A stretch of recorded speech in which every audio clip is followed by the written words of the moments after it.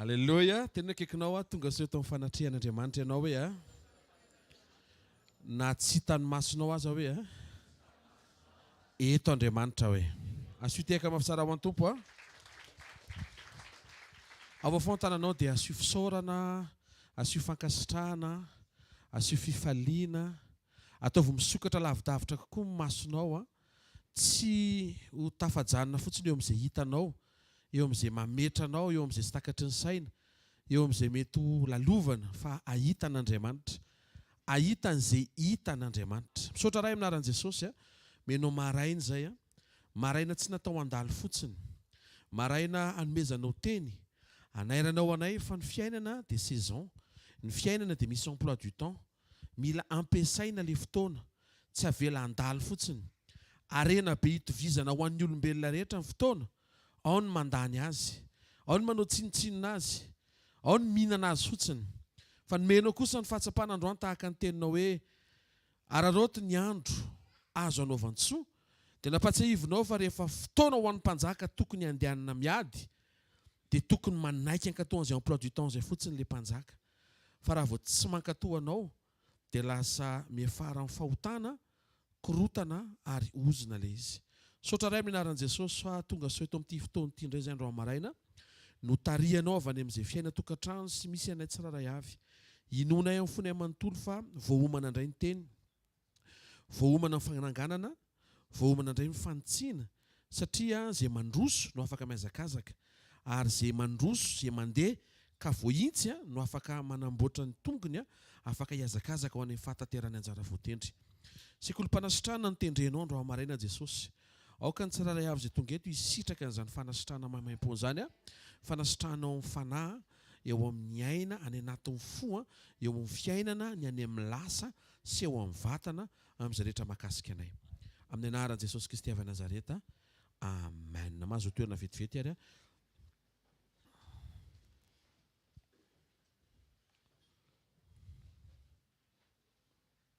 Alléluia.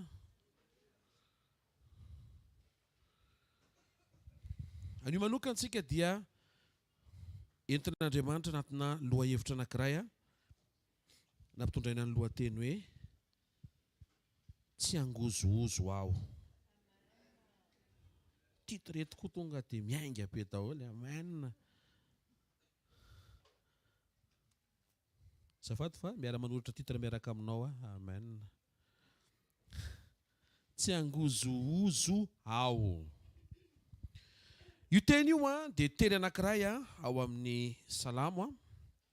To dia meko anao hoe teny avy aiza ilay izy dia iverintsika hoe inona ny teo alohany, inona no ambarany ary inona ny ao aorianany.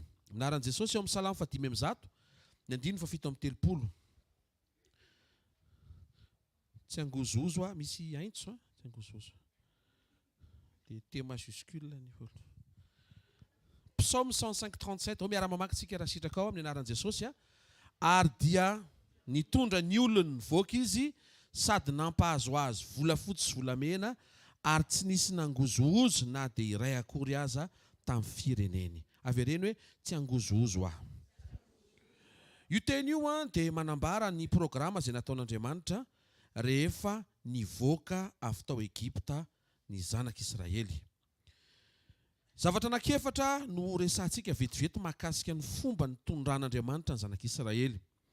Ny point voalohany dia Andriamanitra nanafaka azy tao Egipta. Ny point faharoa dia Andriamanitra namoaka azy. Ao afaka izy fa tsy voatery mivoaka. Rehefa mivoaka izy dia io ilay salamo 105 vakitsika teo. Ary rehefa tafavoaka izy dia nanomana azy nandritra ny fivainianana tany enefitra Andriamanitra, fa tsy natao hijanona ny enefitra izy fa ho ampidirina any tany Kanana. Ao tsy izy efatra no jerevantsika fa mety telo eo araka izay fotoana eo. Tsy resaka be momba leo hiditra ny tany Kanana fa nisy fotoana efa nizarana io fampaherezana io, fa hijerentsika hoe inona no nitranga mialohan'ilay fijoroan'Andriamanitra na tonga an'ilay hoe tsy nangozohozo. Dia taiza ho aiza Andriamanitra nanome an'ilay hoe tsy mangozohozo. Ary rehefa tsy mangozohozo ianao dia inona ny andrasan'Andriamanitra avy aminao. Ao ny dikany hoe tsy mangozohozo dia hoe tsy faible, Zany hoe tsy osa fa mijoro tsara. Dikan'ilay hoe tsy angozozo aho zany, dikan'izay dia hoe hijoro tsara. Avereny hoe tsy angozozo aho fa hijoro tsara. Exodus 2:12, ny 9:12 sy ny 9:13. Marihana fa ny zavatra rehetra izay voalaza amin'ny Baiboly dia manondro an Jesosy avokoa. Ary mino fa ao anatin'ity fotoana nidinan'Andriamanitra tao Egypta io, dia manomboka ho hitantsika koa hoe Andriamanitra koa nidina tao amin'ny Jesosy sy tamin'ny alalan'i Jesosy. Vakina amin'ny anaran'i Jesosy. Ary toy izao no ataonareo, 1:12 amin'ny Exode 12. Ary toy izao no ataonareo raha mihinana azy, le zanak'ondry nasaina vonoana. Ny valahanareo ho voasikina, ny kapanareo eo amin'ny tongotrareo, ary ny tehinareo ho eny tananareo. Dia hohaninareo faingana izy, fa Pasika an' Jehova. 12 Fa andeha hamaky ny tany Egypta amin'izany alina zany hamono matoa rehetra amin'ny tany Egypta hatramin'ny olona ka hatramin'ny biby fiompy. Ary ny Andriamanitra ny Egyptianina dia ho tsaraiko avokoa izany Jehova. 13 Ary ny rà dia ho famantarana ho anareo eo amin'ny trano izay hitoeranareo. Ary raha mahita ny rà dia handalo anareo, ka tsy hisy loza handringana anareo raha mamelona ny tany Egypta. Amen. Zavatra nitranga teto loza fahafolo. Zany hoe naniraka amin'ny Moïse Andriamanitra hanao loza anaky 7 aloha. Fa ny loza 7 nanaitaitra fotsiny amin'ny Farao, fa tsy nampiontsona, tsy nahatonga amin'ny Farao hiaiko hoe tena ho alefinareo. Fa tsy maintsy Andriamanitra mihitsy no nidina, fa tsy Mosesy niakatra tao amin'ny Farao, zay vao nanaiky Farao an'le fahatanteran'le fivoahan'ny zanak'Israely.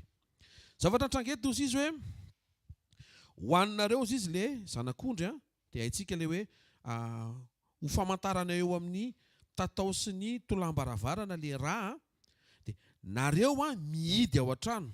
Zany hoe miafina ao an-trano nareo fa hisy zavatra hitranga. Ary le zavatra hitranga dia tsy anjoanareo satria nareo miafina ao an-trano. Raha zay zao nijerevantsika dia zao voalaza ny epistily. Ny fiainantsika dia miara-miafina amin'ny Kristy ao amin'Andriamanitra. Dikan'izay raha mbola mitoetra ao amin'Andriamanitra ianao zany ninninona fampahoriana misy dia tsy anjoanao zany. Sy tiaka mafy tsara ho an'ny tompo aloha. Avereny hoe mila mitoetra ao amin'Andriamanitra hoe.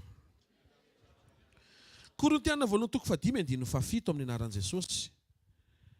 1 Corinthiens chapitre 5 verset 7. Esoro masirasira ela mba ho vongana vaovao nareo, araka izay tsy mahamisy masirasira nareo, fa voavony Kristy Pasika ho antsika. Ny Pasika ao amin'ny bokin'ny Exodosy eo amin'ny bokin'ny lalàna dia le zanak'ondry atokana, vonoana, atsatsika, alaina ny rahany, natolotra ho an'Andriamanitra ho an'ny zanak'Israely. Zay rehefa nitsangana tamin'ny maty Jesosy dia ny Pasika lasa manondro an'le vanim-potoana nitsanganan'i Jesosy tamin'ny maty nandresen'ny fahafatesana, ary anisan'ny tena selebrentsika kristianina satria fanantenantsika dia zao nandresin'ny fahafatesan'i Kristy. Zasy ianao koa tsy voatery ho tafajanona eo amin'ilay fahafatesana fa manana fanantenana, fa raha misy zavatra aorian'ny fahafatesana, Jesosy ny raisitsika nandresan'ilay fahafatesana, dikan'izay misy ny fanantenana zany fa afaka hihoatra an'ilay fahafatesana zasy ianao. Ny Pasika zany dia zanak'ondry. Avy eo zay vao lasa vanim-potoana atserovana hoe fandresena ilay izy satria nitsangan'i Jesosy. Fa eto dia hozy izy Paoly apôstôly, Kristy mihitsy le Pasika, izy mihitsy ny Pasika. Raha niseho ny fanafana tao Egypta, tena akaikinao hiditra ny fanasitranana fa kalma fotsiny hoe. Henoko mantsy le hoe lava be zao fa le marary zao le vatana aloha. Dia arao tsara fa manjary misy zavatra ratenao, misy zavatra tsy voarainao. Satria maika any amin'ny zavatra anankiray ianao, nefa Andriamanitra mampitobaka zavatra be dia be. Mba eo fotoana Andriamanitra nazava ny zavatra mba nataony. Amen. Raha niseho ny fanafana tao Egypta dia nisy pasika nasain'Andriamanitra ny vonoana sy ny hohanina. Io ilay zanak'ondry. Ary io zanak'ondry io dia tandindony satria manondro an' Jesosy io, izay anolotra ny ainy, izay ilay vonoana, ary nanolotra ny tenany, izay ilay hohanina. Maraka tsara tsika. Ary ilay raha tsy atao eo amin'ny varavarana intsony fa sotroina. Satria raha vao atao ilay varavarana dia maina iny. Alao dia sotroina mihitsiny. Andriamanitra ny fihinanana ny Andriamanitra ao. Nidin'Andriamanitra, nidina izy. Jesosy anie Andriamanitra midiny. Zany hoe io fotoana io zany dia efa mampiomana antsika fa fanaon'Andriamanitra midina. Fa tamin'ny alalan'i Jesosy tena izy mihitsy ny naka nendrik'olona, izy mihitsy ny tonga olona, izy mihitsy ny nanaiky anetri-tena ho toy ny zaza mikinaina ao amin'ny trano fihinanam-bilona nefa Andriamanitra. Izay no mahadiso raha Andriamanitra, raha ataonao hoe Jesosy zazakely foana fiantsoanao azy. Satria tena mitsotra anao fa tsy zazakely izy fa Andriamanitra izy. Zafady. Andriamanitra izy. Nidin'Andriamanitra ary zavatra nataony. Notsarainy, izay ilay teneny teo, ho tsaraiko izy ny Andriamanitra ny Egiptianina. Ary ho ringana avokoa ny lamatoa rehetra, hatrany amin'ny biby fiompy, ka hatrany amin'ny voagadra, any amin'ny tranomaizina, ka hatrany amin'ny miaramila, ka hatrany amin'ny tovolahy rehetra. Takizay mihitsy no nitranga tamin'ny idinan'i Jesosy. Enoy amin'izay. Takizay efa nenoina ohatrany voalohany. Nidin'i Jesosy dia nitsarainy ny Andriamanitra izao tontolo izao. Io Andriamanitra izao tontolo izao io ilay mamatotra ny olona tahaka an'ilay nitranga tao Egipta, mamatotra ny zanak'Israely ihany koa. Mifoha maraina ihany fa voafatotra. Miatrika asa ihany fa andevo. Misakafo ihany fa tsy olona afaka. Tonga ihany ny ampitso miteraka, ohatry misy trano itoerana fa tsy tena izay ilay fiainana. Hitanareo ny fiainan'ny mpanota, ny fiainan'ny mpanota ohatry ny fiainan'ny zanak'Israely tany Egipta. Zany hoe mifoha maraina ohatry ny velona ihany fa ilay antom-pisina velona ho an'ilay mpanandevo, zany hoe velona ho an'ny fahotana zany. Ratsy be zany. Dia raha vao badenina be eo dia tsy mahafantatra hoe misy ilay tany Kanana, misy ilay Kristy izay tsy velona ho an'ilay mpanandevo ianao. Fa velona manana fiainana tsara. Zao misy fanantenana mila zaraina ho an'izao tontolo izao, fa tsy voatery ohatr'izao ny fiainany. Satria hozy Jesosy ety amin'izao tontolo izao no hitanareo fahoriana, nefa matoki za efa naresy izao tontolo izao. Miakatra ny vidim-bary, ampiakarin'Andriamanitra koa fampahitana fity. Sekoly. Amen zany ohatry ny amen mampatahotra be zany izy fa averiko kely izy ataoko tseniko le teo dia averiko. Ianao tsy tokony hanam-panahiana ohatran'izao tontolo izao, ampisavoaravoara ny alon-drano izao tontolo izao hoe miakatra indray ny ananiny, dia ianao koa miara-miakatra amin'iny koa. Ny Andriamanitra ve tsy mahafantatra fa miakatra ve zany? Fantany. Fa zao, raha vao tsy manana an'ilay toetra mifanandrify aminy ianao, dia tavela eo na fantany ary. Tsy ampy zany fahafantareo ny Andriamanitra mamatsy, tsy ampy. Andriamanitra mamatsy olona endry. Satria ny adala izy dia mandany ny arena izay nangono ny endry. Dikan'izay, raha hitan'Andriamanitra fa mbola misy fahadalam-pandaniana ao anatinao, dia tsy ho atobak'Andriamanitra mihitsy ilay fahamatsiana izay heverinao fa tsy maintsy ho ataony amin'izay. Tsy ataony re tompoko, tsy ataony e. Tena akaikinao, mila miova hoe? Mba ahafahan'Andriamanitra mahazo aina hoe. Ringana avokoa ny matoa rehetra amin'ny fampahoriana misy. Ny lohany rehetra. Zao tsika miteny zao zany dia volo zandriny daholo zany sisa ireo miasa ireny. Eny tsara. Inona ny tenenako an'izany? Satria ny devolo zokiny rehetra efa ringana tao amin'ny Pasika tsy mahentehaka ao an'Andriamanitra. Tsy possible zany hoe ringana ny lamatoan'ny Egiptianina dia manondro an' Jesosy tantara io dia amin'izao tsika miteny zao ony mbola velona daholo ny devolo rehetra. Non. Matoa ringana ny lamatoan'ny Egiptianina, misy lamatoan'ny devolo koa zany quelque part any efa tsy eny taninady tsony. Ianao zany miatrika fahavalo tsisy lamatoa. Zandry kely vao miatrika ady daholo zany le atrehanao. Hainareo ve ny dikan'izany? Tsy tokony hisy tahotra ao anatinao satria Jesosy miaraka aminao. Izy ny tokony hatahotra anao fa tsy ianao ny tokony hatahotra azy noho ny amin'i Jesosy izay ao anatinao. Ianao manamboatra tsara ny communion iombonanao amin'i Jesosy. Pastera, lasa lavitra be fa manentaina be le ihany fa ahoana le aretina sy fanasitranana. Ty le izy tika, ty le izy ty. Io izy io. Vakiko am'izay. Ny zavatra nitranga tamin'ny fitsanganan Jesosy dia io resantsika io. Notsarainy ny Andriamanitra zao tontolo zao, ringana ny lamatoa rehetra. To dia raisy fotsiny zany. Hatreto aloha, afaka tamin'ny ara-panahy zanak'Israely fa tsy sitrana. Zay amin'izay. Mametraka fanontaniana dia valiana le izy. Reo olona reo narovana tao an-trano, tsy ho ringana. Reo olona reo nisy nikohaka. Satria mamovoka ny fanamboarana biriky. Tamin'ireo nisy vilana atao amin'ny ozatra atao amin'ny lamosy satria mibata amin'ny lolo sy tsy mavezitra mibata biriky. Zany hoe olona marary reo fa tsy maty. Pastera, eto ambavaka mba aminay. Ianao ary velonako. Hitanareo mahatonga antsika tsy maintsy mijery hoe zavatra natao nefa lehibe lavitra no zavatra angatantsika. Androany ianao te ho sitrana nefa ianao rehefa velona. Raha vao tsy manokana fotoana ianao misaintsaina an'izany dia mametraka foana hoe velona anao inona.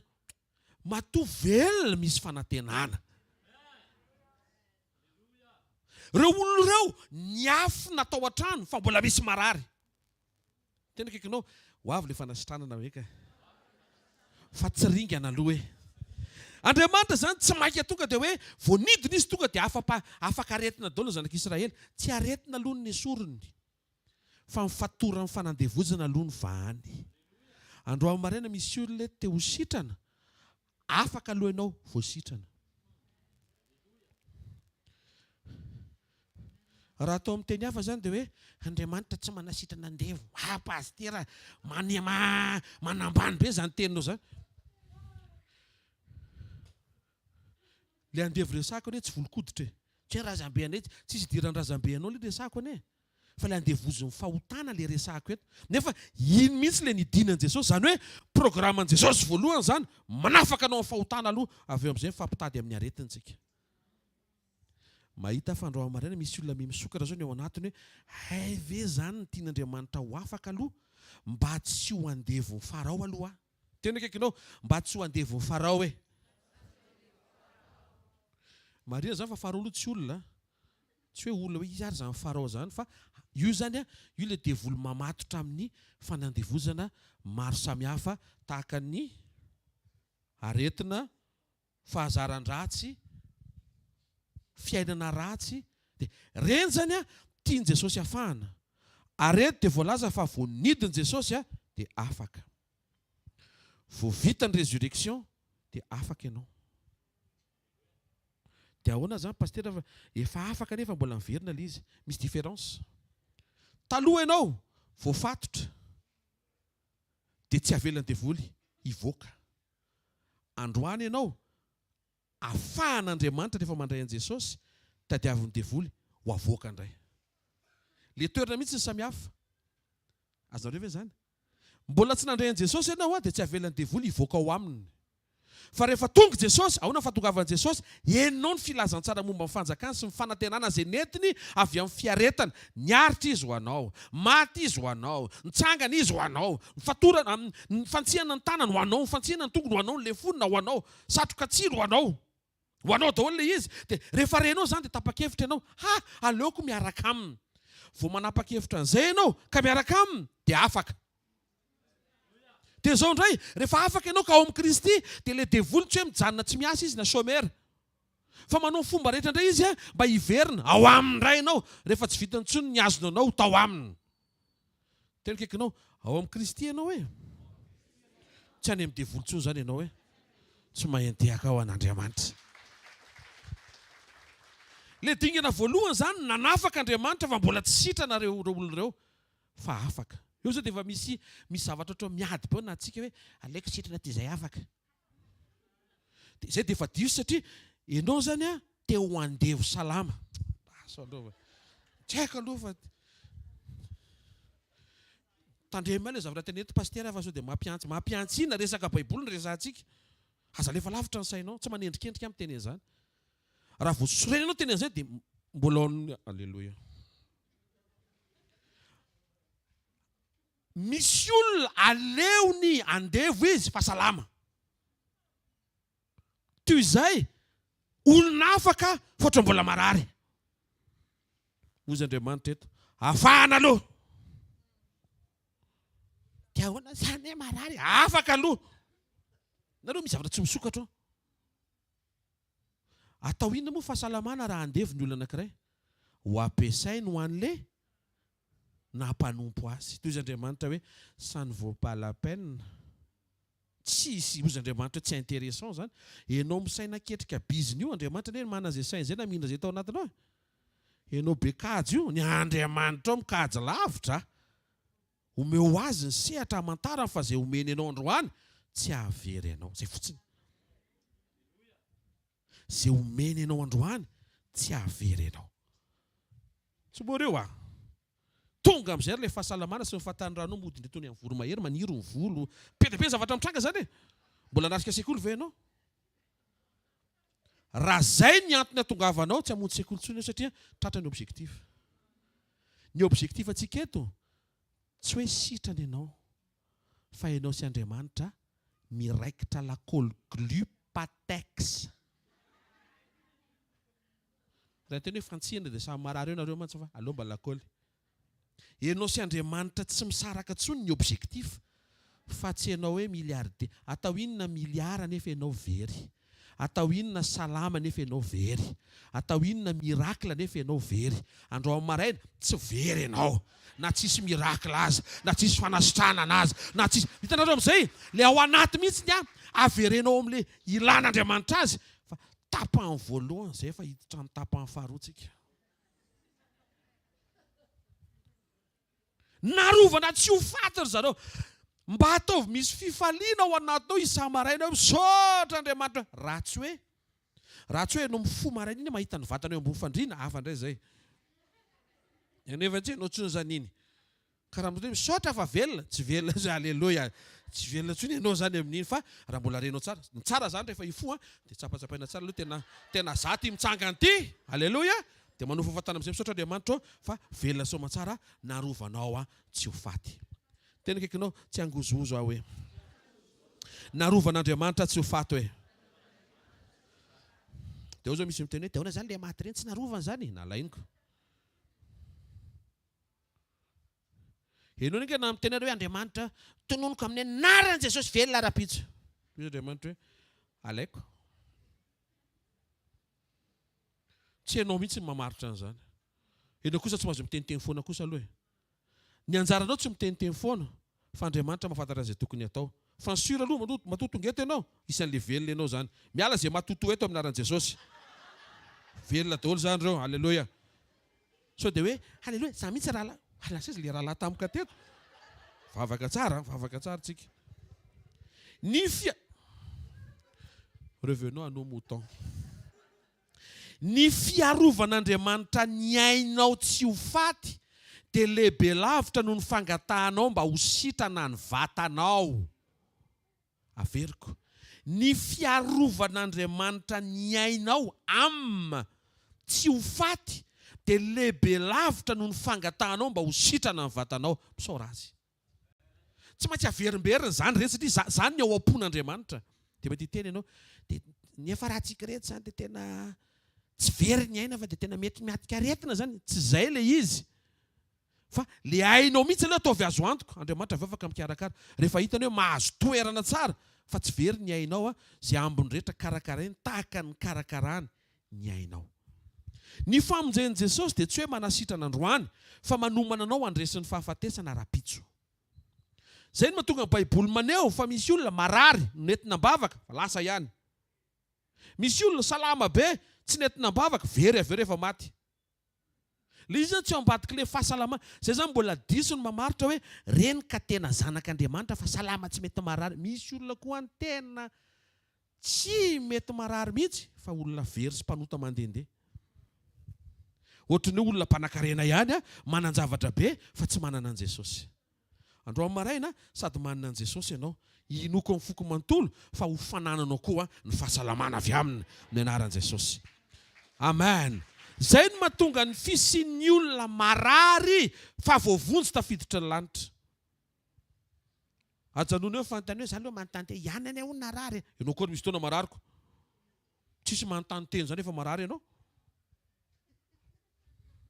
Ny antony samy fantoka amin'ny azy. Vao mandrefy hoe ihany ohatrany tsy dia salama, vavaka anao tao. Fa tsy mampiditra robe dia mamoaka marteau kely hoe juge zany. Andeha hitsara. Mifampivavao izy. Zay no mahatonga ny fisian'ny olona marary fa voavonjy tafiditra ny lanitra. Tsy misy idira le fahasalamana le mandrakizay. Fandrahoam-marina te hilaza aminao. Tsara kosa nefa raha sady salama ianao no mandova mandrakizay. Ary mino fandrahoam-marina sokafan'Andriamanitra le fomba fijery atonga anao hiaksede amin'izay karazam-piainana izay fa misy zay sady salama no miampitany amin'ny mandrakizay. Fa io olona io misaina amin'ny mandrakizay. Okay, zay zany tany Egypte. Namoaka amin'izay Andriamanitra, eo amin'ilay mamoaka amin'izay le mety angozozo. Salamy 105:37 averiko vakina aminaran'i Jesosy. Ary dia nitondra ny olony voaka izy sady nampahazo azy volafotsy sy volamena. Ary tsy nisy nangozozo na dia ray akory aza tamin'ny fireneny. Amen. Rehefa Andriamanitra no mitondra anao mivoaka, rehefa ny présence raha ny fanatren'Andriamanitra no mihetsika, mamoaka anao, zavatra roa no mitranga. Fampahitana ity fitahiana hita maso, volamena sy volafotsy. Fitahiana to dia amin'ny fahasalamana, fanesorana ny aretina rehetra tamin'izay rehetra ny voaka, na jiosy na tsy jiosy. Marina fa nisy hafa foko be dia be, nanararoatra ny fivoahan'ny jiosy. Tsy ny jiosy rery nandevoziny Egyptianina. Averiko. Tsy ny jiosy rery nandevoziny Egyptianina fa nisy firenena hafa be dia be tao, nisy Etiopiana tao, misy gasy koa tao, tsy be dia be. Dia vao mivoaka ny zanak'Israely, dia mbo niara mivoaka tamin'izareo daholo koa ny andevo hafa rehetra. Zany ny antsoina hoe mahay manararoatra. Ka Andriamanitra zany rehefa manao vagina asa anankiray, dia izay eo rehetra tonga dia afaka misitraka. Zavatra anankiroa no hitako teto aloha e. Vao namoaka Andriamanitra, tonga dia vola sy fahasalamana. Andraho maraina. Trao mahafinaritra zany e. Reo marika tsetsa-tsetsa tsy aritra. Ny tsy fisim-bola mamparary.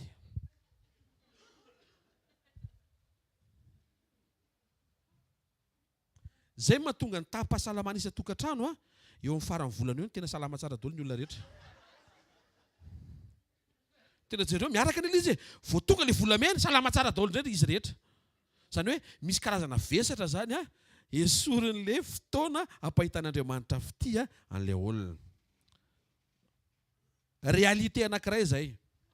Fa tsy izay no hitondrana fiainana. Azonareo ve zany? Io e. Fa maninona anaty verset anankiray hoe sady nomena ny volamena sy volafotsy tonga dia tafajoro daholo ry zareo. Dia anaty kivikivy zany tonga dia 5 milliards. Tonga dia misy zavatra.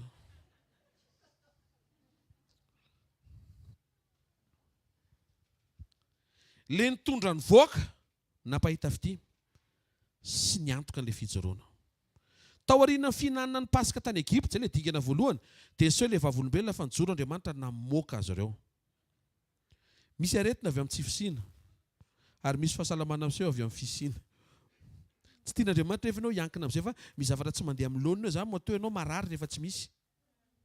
Ny ainao zany no somary mifamatotra kely amin'ny vola, dia raha vao tsy misy ilay vola dia tsy misy koa ny aina. Tsy mahazo aina. Ndraso ilay ohatra tsy dia mahazo aina, fa mina tsy mahazo aina izy satria tsy dia mahazo vola. Zay zao tian'Andriamanitra ho délivrena. Satria possible ianao salama tsara, tsisy mahafantatra izay ny am-paosinao. Raha fijery ianao dia hoe tena tompon'ny Tananarivo ireny. Alléluia.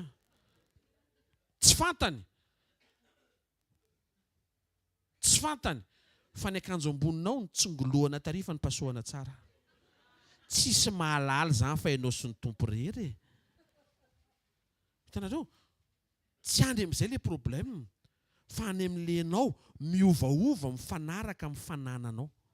Nefa Jesosy niteny tamin'ny voalohany taona, tsy manana ninninareo fa ny rehetra eo amin'ny fiainanareo dia ai ho Jehovah-Andriamanitra.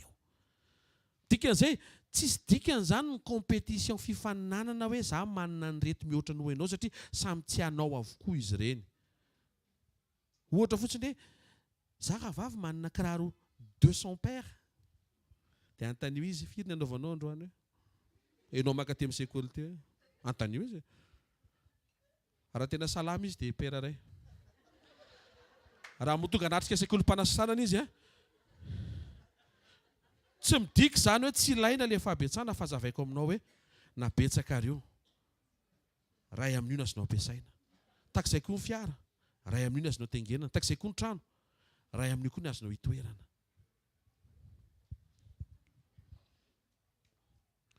Andriamanitra mamoaka no Andriamanitra mamatsy. Vita ny pasika fitsanganan Jesosy tamin'ny maty. Vita ny pasika fitsanganan Jesosy tamin'ny maty dia nomen'Andriamanitra trésor-tsika. Le resaka tamin'ny voalohany volamena hita maso fa tehiteny Andriamanitra hoe za rehefa mamoaka dia manome zavatra tsy voavidim-bola, manome zavatra valeureux be ary ny ao am-pon'Andriamanitra fa mbola tsy afananoatra izy tamin'izany dia tsy maintsy volamena hita maso aloha fa efa mampianatra izy hoe ohatra ny volamena io le omeko anao rehefa ho avy ny fotoana ka hitsangana ny zanako hamonjy ianao. Inona ny valeureux amin'Andriamanitra? Toetra. Zany hoe tena akaikinao alohan'le tsy mangozozo hoe omen'Andriamanitra arena be aloha ianao. Arena atao hoe toetra hoe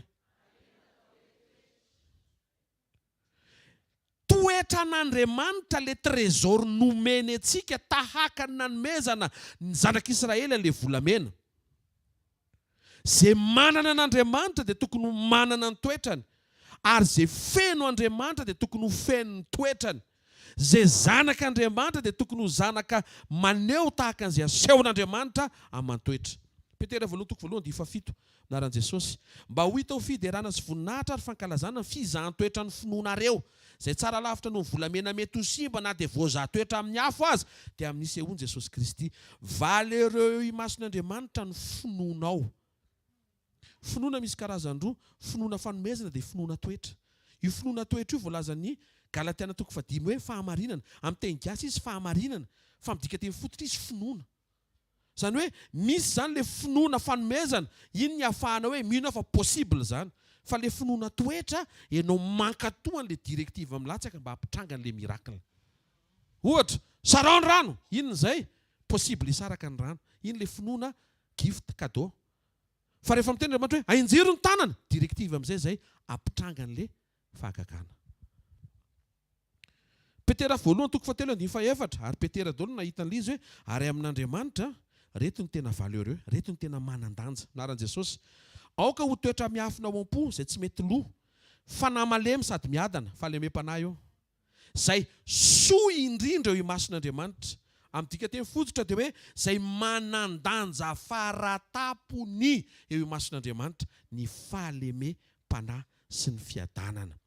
Io le arena nomen'Andriamanitra anao vao vita amin'ny famonjena. Zay mahatonga fanamasina vao mandray an' Jesosy ianao, Jesosy efa nitsangana tamin'ny maty io dia tonga dia ampidiriny ao anatinao ny trésor. Trésor voalohany miditra ao ny toetrany. Misy changement de valeur mila ekentsika. Ny trésor tsy fananana ara-materialy fa ny trésor zava-panahy ary ny trésor toetran'Andriamanitra ary io toetran'Andriamanitra io nefa dia izy. Zay mahatonga antsika mila misaina fa rehefa mivavaka ianao aza misalasala ny tsy ahazo satria Andriamanitra rehefa manome tonga dia izy tenany no omeny ianao. Raha tsy ampy ianao zay dia mijanona vetivety ianao fa hiasa eo aminao zay pastera satria tokony ho azonao zany fa tsy fanasitrana ny ilainao, Jesosy ny ilainao. Aya sy tehaka maninona avelanao tsy menatr'olona le mbony tehaka tena tsy hoe tsisy mitehaka tsy. Natao inona le volamena? Nampianarin'Andriamanitra izy hoe io mampahory ianao tamin'ile zanak'Israely. Io fa omeko anao. Faly ary zanak'Israely nanisy 4 gramany ianareo. Voninahitry ny tombo 20 kilo. Ny ao amin'ny sarety aloha. Tonga tany amin'ny désert amin'izay. Tsisy botika. Tsisy mpivarotra. Hozy izy Andriamanitra hoe tsy ilaina anay io e. Za ny ilainao fa tsy io. Tonga ny fotoana anankiray satria Andriamanitra anamboatra taberna kely. Io ny toerana ahafahantsika miaona sy mifapiresaka. Asefy mamafy ny zanak'Israely avy amin'ilay volamena izay nomeko tany Egypta dia mba atao fanaka volamena daholo ny ao amin'ny taberna kely ahafahantsika mifampiresaka. Ny volamena tsy nilaina. Tsy nilaina teo amin'ilay andavanandro mpiainany ara-pilàna besoin fa nilaina ilay izy ho amin'ny asan'Andriamanitra. Anamboarana ny fanaka izay mandravaka sy mampiaingo ny taberna kely, tandindo ny tempolon'Andriamanitra ary tandindo ny tenanao sy ny tenako. Raha nandravaka ny taberna kely ny volamena dia mampiaingo ny tenanao hitoeran'ny fanatrehan'Andriamanitra ny toetra volamena anananao. Tsy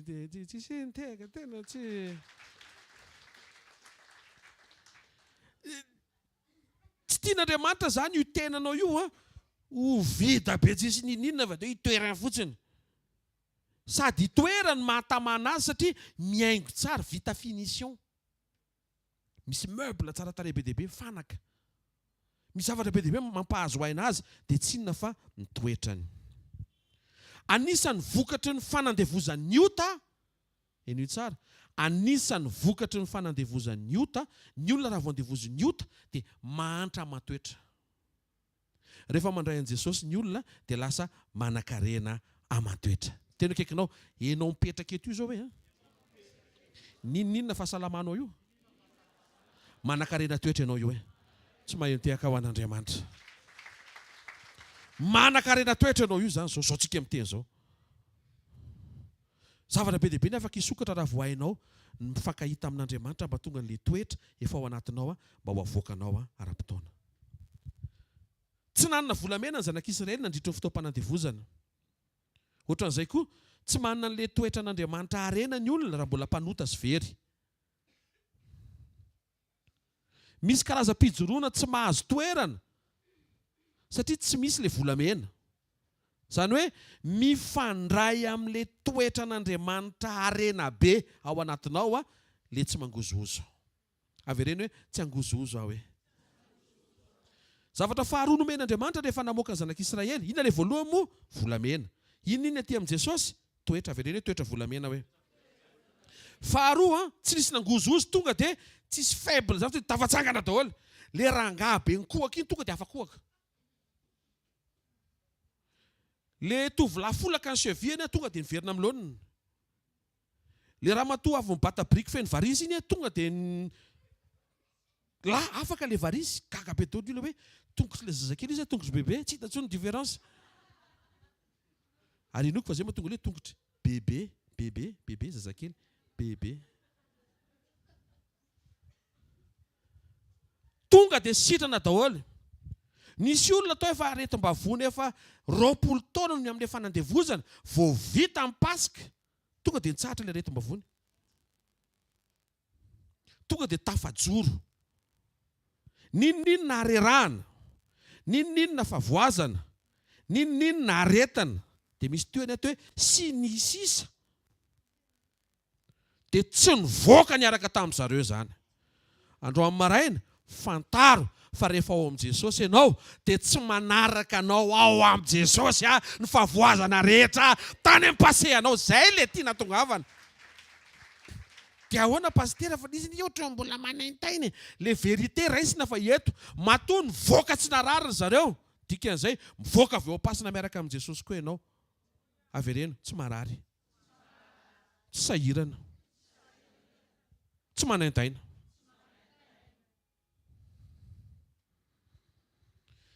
Nijanona tany Egypta fanandevozana ny aretina. Izy koa andro zareo le izy dia nijanona tany amin'ny zareo tany. Nijanona tao am-pasana le favoazana. Zay mahatonga an'i Jesosy rehefa nitsangana avy any dia tsy hoe la marary kely any tamin'ny lamosina fa raisy aloha fiadanana fa hitaty mpanotra rehefa avy eo. Tsisy an'izany. Fa vao nitsangana Jesosy na Maria tsy nafantatra azy satria Maria nahita tsara ny nampotehany tarehany.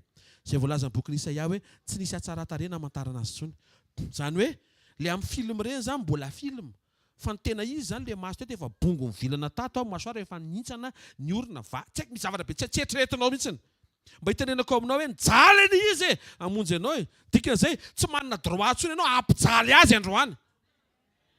aoka tsy hoenao le hazo mampijaly azy androany. Potra avy any Jesosy tonga dia tena mety. Jerevana ny tarehany, ny tsara ny maso mipetraka tsara, ny volo tena le tenao amin'le anaty ohatran'le amin'le ohatran'ny zandry mihitsy. Tena hoe mety. Trasy 5 fotsiny navelan Jesosy, tsy hoe sorina. Eo amin'ny tanany ray, eo amin'ny tanany ilany, eo amin'ny tongotr'ilany, eo amin'ny tongotr'ilany, dia eo amin'ny lany voa. Zay 5 zay fotsiny. Nijanona tany Egypta ny aretina. Tena kekinao, nijanona tany Egypta ny aretina hoe. Averena zay dia aleo atao masaka tsara. Nijanona tany Egypta ny aretina hoe. Averena fotra mbola tsy masaka tsara. Nijanona tany Egypta ny aretina hoe. Averena nijanona ao am-pasana ny aretina hoe. Tsy nitsangana ndraraka tamin'i Jesosy hoe.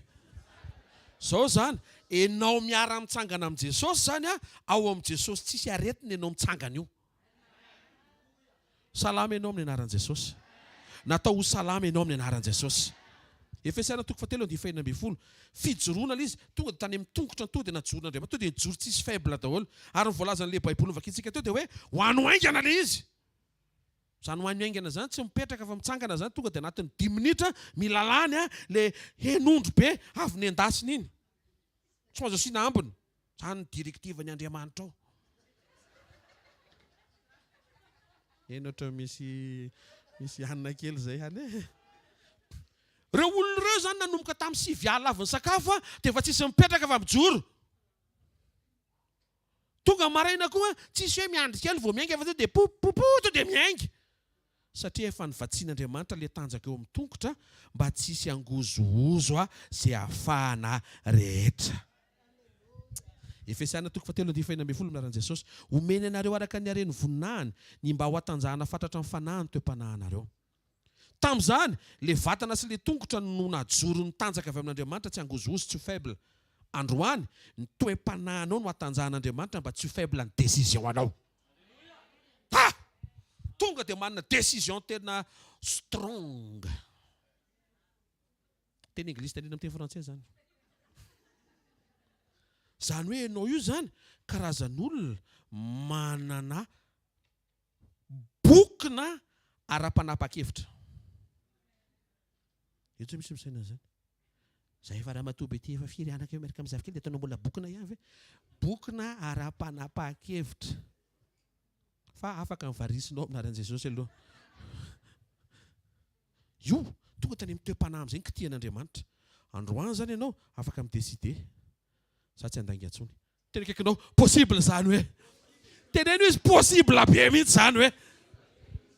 Lehibe lavitra ny tanjaky ny décision anao no ny fakapanahy hoentiny devoly eo aminao. Tsy mifandanja. Tonga avany izy miaraka amin'ny fakapanahy. Avy ty. Poids plume. Voalan'izay ianao sy ny décision miaraka amin'Andriamanitra. Poids semi remorque. Dia tandrema ianao matahotra an'ilay poids plume.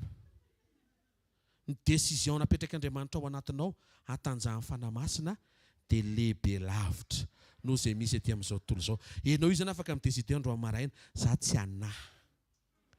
Tsy saintsainy ratsy no avy koa. Tsy atahotra. Izay nitenenin'Andriamanitra tsy maintsy mitrangy eo. Tsy atahotra ny tsy hanam-bolo zany Andriamanitra koa afaka mamatsina tsisy vola aza. Tonga ho azy daholo zavatra rehetra ianao tsisy vola tsy manisa mihitsy ianao. Dia mba mangataka ny tompo mba meo fotoana mba afaka mba manisa kely fotsiny raha mba mety. Tompo anie mahafantatra anao hoe. Ndry dia omeny cadeau ianao vidy Monopoly. Manisa vola amin'ilay Monopoly. Amin'izao ny fanamasina mampatanjaka ny décision anaty, izay ilay toe-panahy. Mba hahafahanao mijoro manaraka azy. Tao aorian'ny résurrection dia vonona ny tanjaka mampijoro anao. Tao aorian'ny résurrection dia efa vonona ao anatinao ny tanjaka mampijoro anao. Hoy izy dia vola, ianao tsy afaka mijoro zany. Mandaingy izy. Vao nitsangana tamin'ny maty Jesosy dia efa ao anatinao ny kapasité sy ny équipement rehetra hahafahanao mijoro tsy mangozozo. Io tonga dia possible anao zao hoe resaka anao ho tompoko. Tonga dia miasa ilay tompo mampatanjaka ny ao anatinao. sy mpamonjy tonga dia karazana olo lafa mihitsy ianao. Ianao manaraka an' Jesosy io zany, tsy reraka zany ianao. Satria eto tsisy nangozozo izay navoakany. Pastera, inona zany mampareraka? Tsy mety raha tsy mivavaka mandrakariva ka tsy reraka. Tsy fampimbavaka no mahatonga le faharerahana, fa tsy hoe manaraka an' Jesosy no mampareraka. Aza mifanendrikendrika ozy izy. Matoa izy mamoaka anao, iantoka anao izy zay. Matoa izy miteny hoe manaraha, tsisy manaraka azy reraka. Oh reto ah. Matoa Jesosy miteny hoe manaraha, tsy hoe faly izy ay, mbola tsy reraka ihany manaraka. Ohatr'izany ve fahitanao an' Jesosy? Matoa izy miteny hoe manaraha, ao anatin'izay terme sy parole sy proclamation zay, ny tanjaka tonga ny tongotra tsy ho reraka, na oviana ianao anaraka azy, ninina mitranga, andeha tongotra ianao, andeha ambony rano ianao, inona tao eo? Efa ao anatin'izay teny zay ny antoka fa tsy ho reraka ianao manaraka azy. Andro amin'ny maraina izay mpanaradian' Jesosy rehetra tonga eto ah, tsy ho reraka ianao amin'ny anaran' Jesosy. Zany ny sekoly fanasitranana vao maraina. Ny azo anona tenako raha hitady vola ianao dia tsy ho reraka. Tena reraka eo ianao, sérieux zany. Antanio Peterany, valaka ihany. Raha misy zany tsy havalaka, manarahan' Jesosy. Ianao manaraka ny tompo io zany, tsy reraka zany ianao. Tsy mijanona zany tsony ianao. Tsy mampiditra marche arrière zany tsony ianao. Amin'ny anaran'i Jesosy Kristy avy any Nazareta ilay tsy mampongozozo anao. Ninina mitranga. Mba asiana filinina pastera. Misy zava-baovao isan'andro ane, amen. Ninina mitranga eo, zay amin'izay izy, tsisy hampiala anao amin'ny fitiavan'i Kristy. Averena tsisy miala eo! Averena mafimafy kokoa tsisy miala eo! Vao maraina dia misy zavatra mitady hampiala ane. Dia tonga Andriamanitra miteny azy miala. Tsotra be fotsiny ilay izy. Ohatrany ianao ilay mandeha mamonjy mariazy ireny, ela be koa ilay sakafo. Sande! Manana faharetana rahalahy. Matoa velarina ny latabatra. Ora. Meko teknika ianao, isao fotsiny isan'ny sotro. Raha tsy hoe taranaki Abraham izy tsy mampiasa sotro dia voazaha toetra ianao. Tena tsisy androany, haika tonga dia resaka tonga dia main à main. Tena kaikanao ampijoroana ny tongotra ao hoe. Tamin'ny andro zanak'Israely izay tany nitsahany zareo dia lasa lovany. Josoa toko voalohany dia fahatelo.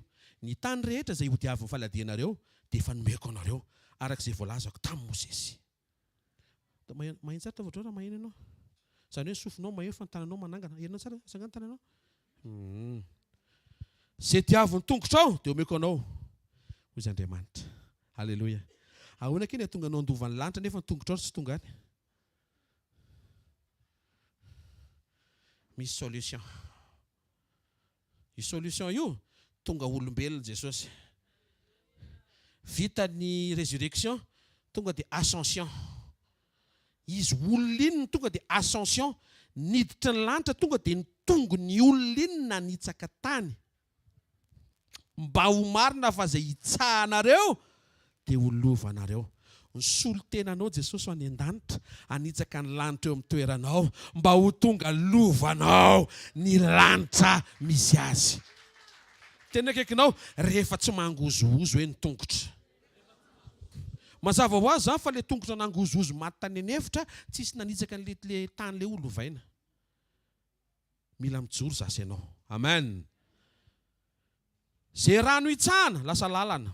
Josoa toko fahatelo dia fahatelo ambin'ny folo. Anaran'i Jesosy, vao mijanona eo amin'ny ranon'ny Jordana ny faladiam-pisorona izay mitondra ny fiara faneken'i Jehovah tompon'ny tany rehetra, tapaka ny rano. Ka tsy haiko hoe mahatonga ny Alleluia. Mety misy mpisorona mandeha ngamba ny any Mandrosia izay matoa tapaka ny rano. Mangataka ireo mpisorona ireo mba handeha any amin'ny toeran-kafa fa mila miverina ny rano anaran'i Jesosy. Ny zavatra hitako eto dia izao, io tongotra io zany le tongotra tsy mangozozo, avy tena kaikinao, le tongotra tsy mangozozo hoe. Vao manitsaka rano, tapaka ny rano hoe. Hitako Jesosy vao nanitsaka ny rano tonga dia nienjana le ranomasina dia lasa nandeha teny ambony rano izy. Le niainany zanak'Israely naseho teo amin'ny fiainan'i Jesosy. Io problema ohatran'ny manakana anao io, na io miantona na io tonga dia ho itsahanao amin'izay. Taova mainina moa e. Zay fahavalo itsahan'ny tongotra tsy mangozogozo ohatr'izao zavadritranga. Josoa 10:24-25 minaran'i Jesosy. Ary rehefa navoaka ireo mpanjaka ireo ka nentina eo amin'ny Josoa dia niantso ny lehilahy rehetra amin'ny Israely Josoa ka nao tamin'ny mpitarika ampiady izay teo aminy hoe manatona ataovy amin'ny vozon'ireo mpanjaka efa resy ireo ny tongotra ireo. Dia nangonina izy 10 lahy ilay mpanjaka teo dia natao repose-pied ilay mpanjaka be voninahitra avy any amin'ny fahavalo. Repose-pied. Marina tony fa ireo miaramila ireo efa elaela no tsy nanasa tongotra afariana fany aza. Combat ny andro. Alléluia. Fa natao teo amin'ny vozon'ilay mpanjaka. Teo izy. Manatona ataovy eo amin'ny vozon'ireto mpanjaka reto ny tongotrareo. Dia nanantona ilay miaramila dia nanontonona teo amin'ny vozon'ilay mpanjaka fahavalo. Teo izy Josoa. Aza matahotra na mivady-po. Mahay reza sy mahatanjah. Ohatr'izao nanaovan'i Jehovah amin'ny fahavalonao rehetra izay iadianareo. Aso hoe ilay modèle fa raha reto. Mitonatona reto resy izay mialany vizana. Dia ahoana pastera rehefa tsika amin'izao nen Jesosy tsy teo mivozona fa tonga teo tapon-doha mihitsy dia sady tonga dia mifantsihana teo amin'ny hazo fijaliana. Inona tiany Jesosy tenenina? Izay fanasitranana indray mandeha efa hitanao amin'ny vavolombelona midika sy manomana ny amin'ny fanasitranana manaraka. Atao amin'ity iraka ity centre de distribution avy amin'Andriamanitra na izarana fanasitranana. Raha hatramin'izay nasitran'Andriamanitra androany maraina nasitrananao ihany keo izy. Raha hatramin'izay Andriamanitra namaly amaly koa izy androany. Rehefa nitsahana koa ny vozon'ireo mpanjaka ireo tonga dia natanjaka miaramila. Izy ka mahita iny misy mpanjaka, iny misy repose-pied. Ny fomba fahitanao ny situation. Zany repose-pied zany mampahazo aina tongotra. Ny fahavalo zany na reny goûter haninao atsika. Dia rehefa tsy lany dia ariana dia lasa repose-pied indray. Ten'Andriamanitra zany tia hiteny aminao hoe aza matahotra ny zava-mitranga rehefa ny safidy ianao hiaraka aminy. Fa teo amin'ny hazo fijaliana ny fantsihana ny tongotra Jesosy ny devoly tsy nafantatra fa ny lohany no efa teo voahitsaka teo tahaka ny nanitsahany Davida ny lohany Goliata rehefa nalevina tao amin'ilay tendrombohitra Golgota Goliata avy any Gata. Dikan'izay rehefa vita tamin'iny ny fandresena voalohany izay manaraka eo ohatran'ilay voalohany. Raha noresen'i Jesosy ny aretina tamin'in'ilay vavolombelona teo amin'ny hazo fijaliana izay aretina manaraka rehetra tokony hananao fanantenana fa mitohy ilay fandresena. Tena kikinao misy zavatra mitohy hoe. Averena misy zavatra mitohy hoe. Andriamanitra miasa ny Andriamanitra ao. Miasa mitohy, miasa tsy tapaka, miasa isan'andro. Le nataony tamin'izany averiny androany kadô miaraka amin'ny zava-baovao mbola tsy hita amin'ny masonao. Na nasitrana izy hatramin'izay, manasitrana izy androany. Na maolona izy hatramin'izay, amany anao koa izy androany. Mpanao fakakadehibe izy hatramin'izay androany maraina miomana, isy mirakla ho ataon'Andriamanitra koa fa mba ataovy mety tsara fotsiny toetra. Ataovy mety tsara ny fo. Ozy Jesosy meko fahefana. Anitsaka Luc 10:19 naran'i Jesosy. Indro nomeko fahefana anitsaka mainka sy menarana sy andresy ny heretra izay nanafavalo ianareo ka tsisy ampanina anareo akory. Tongotra matanjaka tsy mangozozo manitsaka sy mandresy ny herin'ny fahavalo. Mandresy ny poizy ny fahavalo. Na veny amin'ny lohany menarana. Na veny amin'ny rambo maingo. Na voavony tsararako. Lohany sy rambo rehefa tena dikan'izay izay ao anatin'ny rehetra izay dia tafiditra daholo. Tsy ampaninina sady manitsaka no mandresy. Io tongotra tsy mangozozozo tao aorianan'ny résurrection io zany tongotra manitsaka io sady tongotra mandresy ny herin'ny fahavalo. Io fakapanahy io tsy natao ho any amin'ny lohanao fa natao hitsahan'ny tongotra ao. Averenany tongotra any ambany tongotra ao io zavatra io. Tena kekinao natao andresany ianao e. Avereny tsy angozozo ao e. Farany nanomana ny zanak'Israely Andriamanitra tany amin'ny désert hiditra ny tany Kanana. Inona ny vavolombelona mpanasitranana nataony? Nisy. Dia ataonao miatoko fahavalo andeha faefatra naran'i Jesosy. Ny fitafianao teny aminao tsy rovotra. Dikan'izay tsy tratra ny coup de froid mihitsy zany zanak'Israely nandritra ny fotoana teny amin'ny désert. Tsy hoe ohatry ny diran-drivotra kely, tsy diran-drivotra izy satria tsy lety rovotra ny akanjony. Mety tenao inona zavatra kely zany. Azy diran-drivotra kely ianao dia hitanao tsara zany anie. Mampijaly zany. Tsy rovotra ny fitafiany. Verina indray ary ny tongotrao tsy ny vonto zao 7 taona zao. Andriamanitra afoezo fotoana namboarana afa sao dia mivonto eo ny tongotro. Ozy ny tompo. Na afrina ianao no amboarina dia tsy ampivonto ny tongotrao zany fa manekeo amboarina aingana fotsiny. hitanareo ve mahadisa le excuse hoe tena reraka mahatonga anao reraka ela be ianao mandray décision amin'ilay iova. Ozy Andriamanitra aza be resaka fa tsy avelako ivonto ny tongotro dia andray ny ifamezatsiny hoe entiny mandeha lavitra izay. Ozy Andriamanitra na hoentiko lavitra na hoentiko aiza nareo ny tongotrareo ahazaka ny fitondrako. Manafaingana an'io miovangaina fotsiny. Ny antoka Andriamanitra fa tsy rovitra ny fitafianao. Zay ny mahatsara raha mbola azo atao dia tsy manao fitafiana rovitra ary tsy mamela ny ankizy, anao fitafiana rovitra. Nefa rovitra ary mila zairina. Ninona mety lamodiny? Pasteur koa tena efa antitra. Tsy antitra fa miracle. Misy dika matao Andriamanitra tena tsy rovitra ny fitafiana. Zany Andriamanitra zany dia ianao tsy afaka teneneka efa tamin'ny ary taloha zany. Za aloha sy rehefa tonga eo an-danitra eo tsy hoe tonga dia anjely jilamboto be tonga. Tonga ty ngainao. Sura fa tsy zay. Fa sura fa anjely mijoro tsara miaraka amin'ny robo tsisy rovitra. Amen, tena marina zany. Fatary zany. Hoe la mode tendance anne. Non. C'est tenenu Bible. Manao fitafiana mendrika. Tsy hoe robe atrahiny. Dia aveo misy tataka makati. Ase ui rehefa tianao ase. Dia ase ui fotsiny. Zavatra tsy milamina zany. Ny antok'Andriamanitra fa tsy mivonto ny tongotry ny zanak'Israely mandritry ny fivezivezena ny nevitra na firina. Andriamanitra zany efa manomana mihitsy hoe ty zanako ty na oviana izy vao mideside hiverina amiko dia tsy ataoko marary ny tongony. Fa hainao fotsiny nohatra manana impression ohatrany efa teto tamin'ny herinandro. Tsy ry avy le vata amin'ny tapabolana. Fa hainao kosa aloha tsy marary. Halleluja. Zay kosa aloha zany sekoly fanasitranana tsy marary ianao fa mirenireny. Zany koa mbola lesona hafa zany hoe tsy marary ianao fa mirenireny. Zany hoe ny Andriamanitra ao za mampirenireny ianao anaty fahasalamana ambara-pahatonga anao hiova. Dia mbola hitantsika anatin'izany ihany ny fon'Andriamanitra hoe te ahitanao miova izy haingana. Siko entsy tsara mihitsy mba hipetraka tsara ilay izy. Allo veriko haingana ha. Tenenino akaikinao. Hitanao ve ny ao am-pon'Andriamanitra hoe? Ianao miova haingana hoe? Fa ambara-piovanao hoe? Tahiry ianao izy hoe? Tsy ho lava ianao ambara-pahatonga ny fiovanao. Renareo ve? Tsy hoe lery zany tena valaka tany izy fa tsy tanteraka hatrany amin'ny fiovana. Ozy Andriamanitra raha za dia miantoka azy ambara-pisy ny fiovana. Io tsy mivonto zany ny tongotro io. Zany hoe nanaovanao Muay Thai zany dia tsy mivonto io tongotro io. Fa misaotra ny tompo fa tsy nanao an'izany zanak'Israely. Tsy hanam-potoana an'izany koa satria mila miainga dia mila mandeha. Fa tikititeny aminao rehefa Andriamanitra miteny tsy mivonto io. Na moka firy ny tonga eo. Na parasy firy miara-miangona eo. Na tonga daholo ny karazana biby rehetra mampivonto dia ilay biby manaikitra no mivonto. Tsy haiko azonareo satria Andriamanitra no miteny fa ny tongotro tsy azo kitihana. Tena akaikinao fa mirenireny. Aloha averina tsara ilay contexte. Ditanareo amin'izay mbola misy tsara lavitra n'olona salama zany. Inona zany tsara lavitra n'olona salama? Le tafatoetra tsara mba ho isan'ny ankasitrà an'Andriamanitra. Amen. Le fitafiana rovitra dia midika efa fahantrano. Satria tsy mahasolo an'ilay akanjo rovitra na tsy mahavidy ny solony.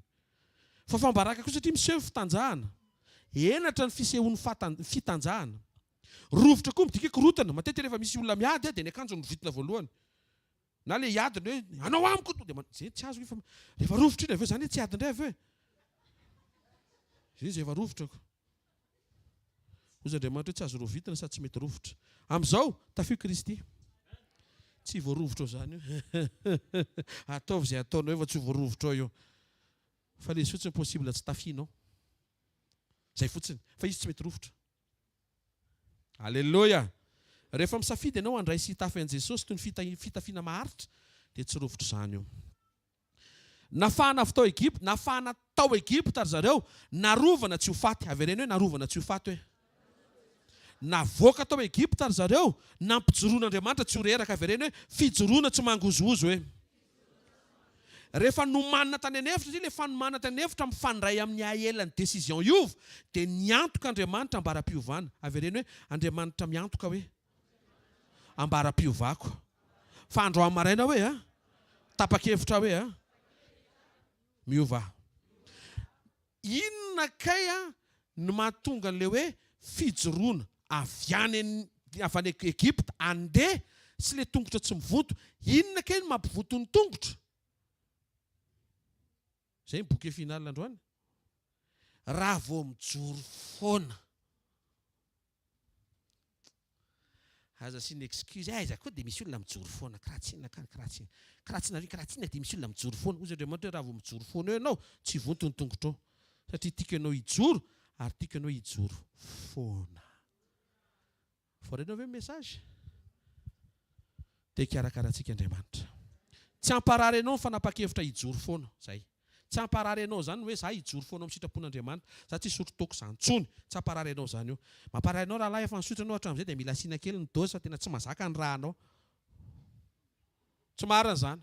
Rehefa nanapa-kevitra ianao tsy hisotro intsony dia tsy ho fatiny iny ianao. Zay ilay tiany tenenina. Tsy ho fatin'ilay hoe efa nisotro ohatran'ny mila mbola mitady fa Jesosy anasitrana anao, anafaka anao, anampy anao izy. Io tsy vonto zany ny tongotra raha vao mijoro ianao. Tsisy loza-njo zany raha mbola hijoro ianao. Tena akaikinao raha hijoro ianao hoe tsisy loza zany hoe tsy aleo ve misafidy hijoro reto. Raha mba misy zany tanàna zany hoe tsisy loza, anarana tanàna. Tsisy loza. Mino fa ho any daholo ny olona nipetraka. Androany misy toerana anankiray tsisy loza. Sady tsisy lose amin'ny teny anglisy. Yes, lose contraire de win. Resy tsisy resy. Ao amin'ny Kristy. Avereny hoe ao amin'ny Kristy hoe. Tsy ny fitondran'Andriamanitra anao avy any Egypte ho any Kanana no mamparary anao. Hozy izy numéri 21:4. Kivy ny fanahy ny olona noho ny lalana. 21:5. Nanohatra n'Andriamanitra ny olona dia seho amin'izay menarana hafa. Zay vao narary ny olona. Avy amin'ny fanoherana ny aretina. Fa tsy hoe fitondran'Andriamanitra mety misy aretina. Salama ianao amin'ny anaran'i Jesosy. Sitrana ianao andro maraina. Afaka ianao amin'ny anaran'i Jesosy. Vokatry ny fahotana tsy hoe marary fa ringana. Aoka tsy jangajanga fa ringana izay jangajanga. Korintiana 2:9. Aza maka fanahy ny tompo maty amin'ny menarany ireny. Aza monomonina maty amin'ny fandringanana. Tonga dia maty. Ny fahotana mamono. Dikan'izay aoka ianao afa-pahotana. Voaray hoe zavatra mety Jesosy antsika androany. Dao tsika hitsangana hisaotra ny tompo ary. Misaotra anao izay ray amin'ny anaran'i Jesosy. Omenao fanairana, omenao teny, omenao fahamamiana avy any anatin'ny fonao. Ampatsiahivinao fa misy dingana amin'ny fitondranao anay. Tamin'ny fitsangananao tamin'ny maty Jesosy tamin'ny Pasika. Narovanao zay tsy ho ringana. Indraindray ohatry misalasala zay hoe mbola marary nefa efa nivonjena. Satria manadino fa ny asaribidin'ny famonjena dia lehibe lavitra sy mihoatra noho izay mety endriky ny fanasitrahana vetivety amin'ny vatana tsy handova lanitra akory fa tsy maintsy hovaina. Misaotra Jesosy fa rehefa navoakanao dia nampahitanao fity tamin'ny volamena sy volafotsy izay amin'izao vanim-potoana ara-panahy izao dia nitoetranao izay toetra volamena lasa arena be anananay sy ainanay ahafany mamakivaky ny fiarahana aminao. Ary indrindra tonga dia nomenao ny antoka fa tsy misy mangozozo. Tonga dia hatanjahanao ny fijoroanay rehefa vita ny famonjena. Zay rehetra za manana fijoroana matanjaka azo avoaka ara-potoana. Ary fahatelo, rehefa nanomana anay ianao any amin'ny dezera fanefena dia tsy mivonto ny tongotray na mijoro isan'andro ary zay. Zay midika fa tena anemponao any tompo. Tianao zay hijoro sady hijoro isan'andro. Saotra ray amin'ny anaran'i Jesosy ao ambadika izany dia misy fanasitrahana mitranga. Ataovy amin'ny faritra marary ny tananao ankavana to dia hivavaka tsika. Voarainao ny teny teo le andevo nafahana aloha vao nisitranana. Mamaky an'Andriamanitra dia nanafaka anao. Afao ny tenanao amin'ny alalan'ny safidy tsara izay fantatra hoe ity tsy tian'Andriamanitra, elao, tian'Andriamanitra toy izo. Manonona amin'ny anaran'i Jesosy kosa amin'ity marain'ity fa ianao mpanaradian'i Jesosy io tsy angozozo ianao. Ninninona mitady anelingelina izay fijoroanao izay marina aminao ny teny zay nomeny tompo antsika androany maraina fa tsy angozozo ianao. Ninninona fanaintena sy fampahoriana mety avy any amin'ny lasa, avy any amin'ny tantaranao tany aloha, mety mitady mbola hanaraka anao mandrakandroany. Amin'ny anaran'i Jesosy Kristy avy Nazareta no manononana amin'ity maraim-baovao ity, fa rehefa vitan'i Jesosy ny famonjena, tsy manaraka anao miaraka amin'i Jesosy ny aretina tany aloha sy ny favoazana tany aloha. Sitrana amin'ny anaran'i Jesosy. Sitrana amin'ny fanaintena sy fampahoriana io. Io manjoanao io na tsy takatry ny saina, na tsisy anarana, na tsy nasainao, na mety vokatry ny fadalana sy ny fahadisoanao. Amin'ny anaran'i Jesosy nanononako, sitrana amin'io ny favoazana io amin'ny anaran'i Jesosy. Sitrana amin'ny rofo io amin'ny anaran'i Jesosy. Na any amin'ny loha, na any amin'ny kibo, na any amin'ny lamosina, na zay voatanisaka eto, na zay tsy voatanisaka eto, fa voarakitra eto izany telim-panasitrana zany, raisy ny anjara fiadana tokony anao. Mitsahatra amin'ny fanaintena sy ny fampahoriana. Maina fery amin'ny anaran'i Jesosy. Miverina amin'ny laonina izay mifatotra mivilana ninninona mety ho anton'izany amin'ny anaran'i Jesosy nanononako, satria ianao vonona ny ijoro ary ijoro foana, tsy natao harary ianao amin'ny anaran'i Jesosy. Avy dia misaotra Andriamanitra makasitrahany fona manontolo. Misaotra ray amin'ny anaran'i Jesosy.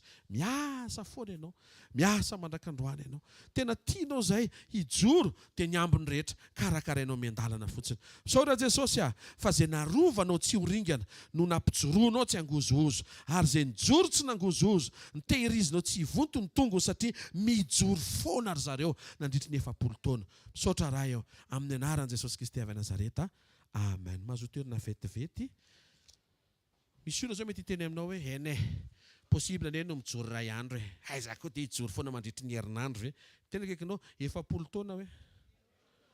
Zany hoe an'Andriamanitra vao miteny hoe mijoro, to dia manomboka amin'ny période na saison 40 ans, pendant 40 ans ianao mijoro.